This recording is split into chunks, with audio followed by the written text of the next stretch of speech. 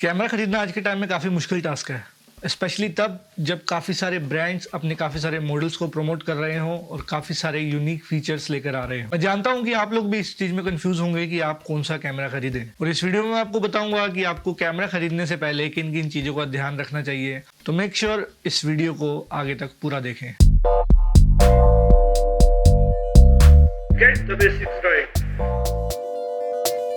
नमस्कार, मेरा नाम है निष्काम भाटिया और मैं आपका स्वागत करता हूं फोटो बेसिक्स पर, एक चैनल जहां पर मैं आपको फोटोग्राफी से related tips, tricks and tools बताता हूं जो आपकी मदद करते हैं एक बेहतर फोटोग्राफर बनने में। इस वीडियो में मैं आपको स्टेप बाय स्टेप सारे रूल्स बताऊंगा जो आपको कैमरा खरीदने से पहले फॉलो करने चाहिए, या जिन बातों का आपको कैमरा खरीदने से पहले ध्यान रखना चाहिए, ताकि आप अपने बजट के अंदर सबसे बेस्ट कैमरा ले सकें। फिर चाहे आपका बजट 10,000 का हो, 20,000 का हो, 40,000 का हो या फिर 1 लाख का हो। सबसे पहले देखते हैं मार्केट के अंदर किस तरह के कैमरास हैं, और यहाँ पर मैंने डिवाइड किया है जो कैमरा टाइप्स हैं उनको 5 कैटेगरीज के अंदर, जिनमें सबसे पहले आता है DSLR, जो कि बहुत पॉपुलर है, प्रोफेशनल द्वारा इस्तेमाल किया जाता है।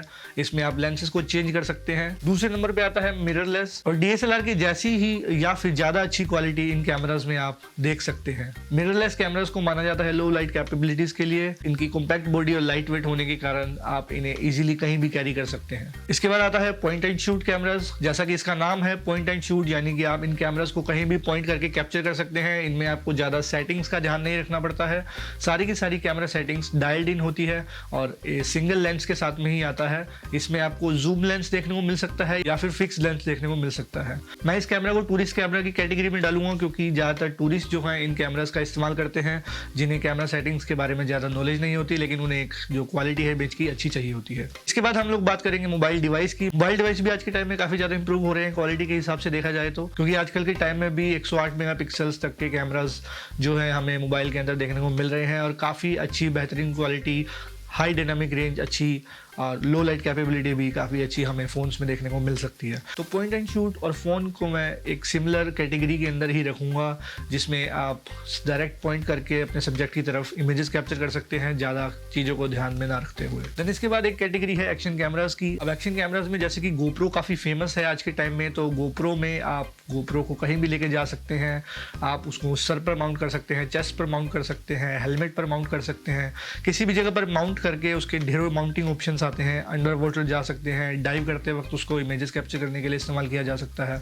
मतलब आपका पॉइंट ऑफ व्यू दिखाने के लिए काफ़ी अच्छा कैमरा है गोप्रो, और एक काफ़ी वाइड व्यू भी देता है आपको। तो अगर आप कुछ उस तरह की एक्टिविटीज़ के अंदर इन्वॉल्व हैं तो आप गोप्रो में के अंदर इन्वेस्ट कर सकते हैं। अब सवाल ये आता है कि आपके लिए बेहतर कैमरा कौन सा है। इसके लिए मैं रिक्वेस्ट करूंगा आपसे कि आप अपने आप से कुछ सवाल पूछें। सबसे पहला सवाल कि अगर आप अपने आप से ये पूछते हैं कि आपको सिर्फ मेमोरीज कैप्चर करनी है, आपको सिर्फ और सिर्फ मेमोरीज क्रिएट करनी है, ताकि आप जब आप कहीं ट्रिप पर जाते हो, कोई बर्थडे पार्टी है घर में, कोई छोटा सा फंक्शन है, आप उसको कैप्चर करना चाहते हो, तो आप पॉइंट एंड शूट या फिर मोबाइल कैमरास के अंदर जा सकते हैं। आपके लिए एकदम ठीक रहेगा, क्योंकि इसमें ज़्यादा कैमरा सेटिंग्स को ध्यान में नहीं रखना पड़ता है।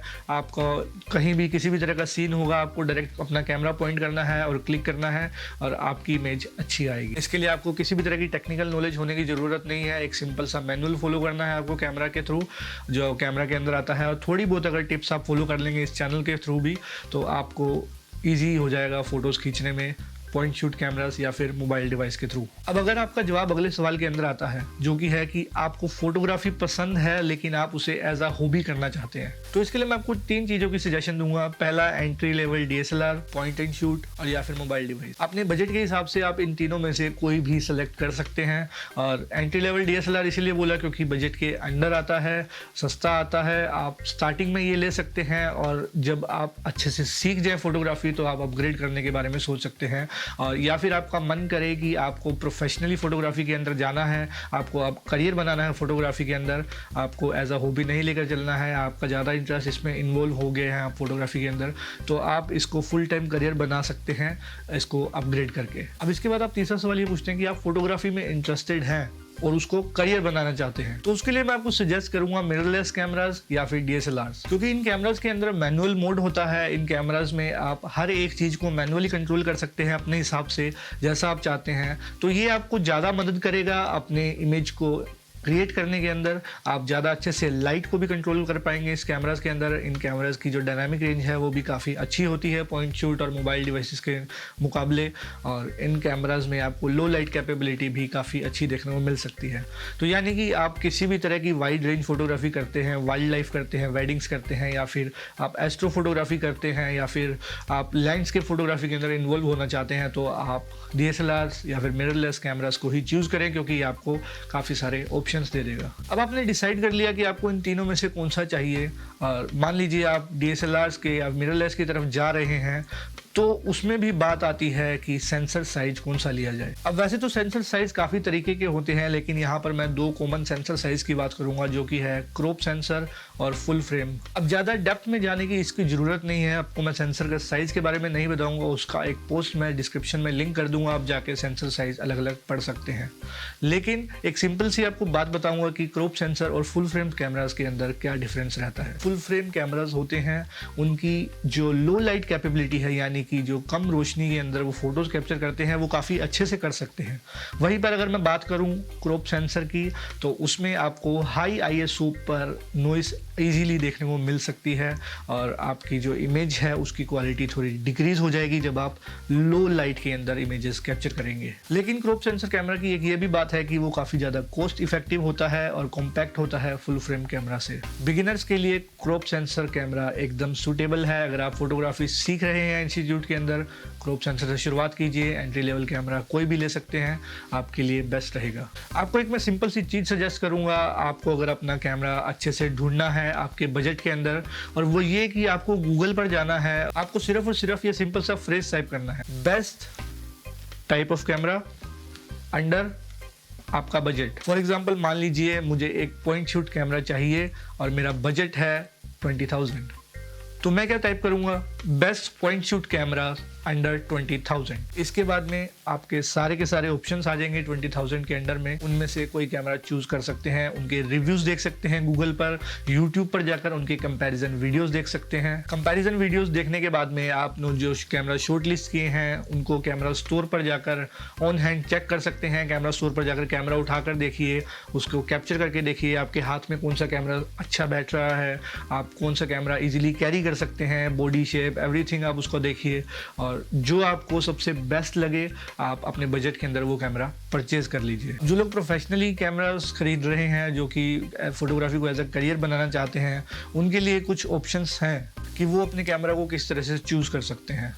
अब मान लीजिए अगर मैं वाइल्ड लाइफ फोटोग्राफर हूं, तो मैं अपने कैमरा के अंदर देखूंगा हाई FPS, यानी कि हाई फ्रेम पर सेकंड जो रेट है उसका वो ज़्यादा होगा, तो मेरी जो इमेजेस है वो ज़्यादा एक्यूरेट मोमेंट पर क्लिक हो पाएगी, एक्यूरेट मोमेंट पर स्टॉप हो पाएंगी, उसको मैं ज़्यादा अच्छे से कैप्चर कर पाऊंगा। साथ ही साथ मैं उसमें देखूंगा कि मेरी कैमरा के अंदर एक हाई डायनामिक रेंज रहे, ताकि अगर मैं डिफरेंट लाइटिंग कंडीशन के अंदर भी शूट करूं, जहां पर शेड और जो लाइट है वो एक साथ है, शैडोज़ और लाइट्स एक साथ है, वहां पर भी जो मेरी डार्क के अंदर मान लो कोई सब्जेक्ट जा रहा है या फिर कोई ज़्यादा ब्राइट के अंदर जा रहा है या दोनों के बीच में सब्जेक्ट है, तो उसको मैं अच्छे से कैप्चर कर सकूँ। या फिर मान लीजिए मैं एक वेडिंग फोटोग्राफर हूँ और मुझे वेडिंग इमेजेस कैप्चर करने के लिए कैमरा चाहिए, तो उस केस के अंदर मैं चेक करूँगा कि जो मेरी कैमरा की लो लाइट कैपेबिलिटी है वो काफ़ी अच्छी हो, लो लाइट के अंदर कैमरा इमेजेस अच्छी कैप्चर करे। अगर मैं हाई ISO भी करूं तो भी मेरी जो इमेजेस है वो ज़्यादा नॉइसी ना हो, ज़्यादा ग्रेन्स उसके अंदर ना आए। वहीं पर अगर मान लो मैं प्रोडक्ट या एडवर्टाइजमेंट फोटोग्राफर हूं, तो मैं अपनी इमेज के अंदर ज़्यादा से ज़्यादा क्वालिटी की मांग करता हूं,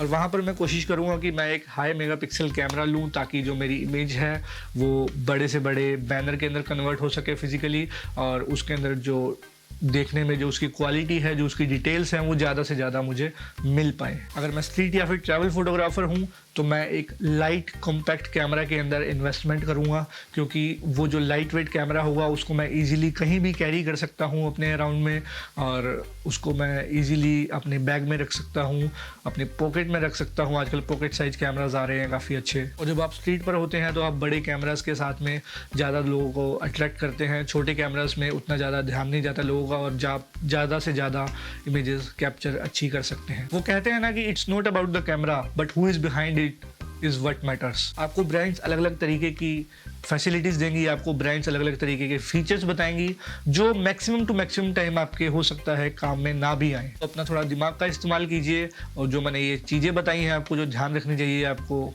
कैमरा लेने से पहले इन सब चीज़ों को मद्देनज़र रखते हुए आप एक बेहतर कैमरा का सिलेक्शन कीजिए, कंपेयर कीजिए ऑनलाइन जो आपके बजट के अंदर आ रहा है, उसको हैंड्स ऑन रिव्यू कीजिए जाके कैमरा स्टोर के अंदर, तसल्ली कीजिए प्रॉपर तरीके से और उसके बाद में कैमरा खरीदिए। हमेशा ध्यान रखना बेस्ट कैमरा वही होगा जो आपके पास में है। तो जिस तरह से आप डिसाइड कर सकते हैं कि आपको किस तरह का कैमरा खरीदना चाहिए आपके बजट के हिसाब से और अपनी रिक्वायरमेंट के हिसाब से। इसके साथ साथ आप मेरी एक चैनल पे वीडियो देख सकते हैं जिसमें मैंने बताया था कि मोबाइल फोटोग्राफी को आप किस तरह से इम्प्रूव कर सकते हैं।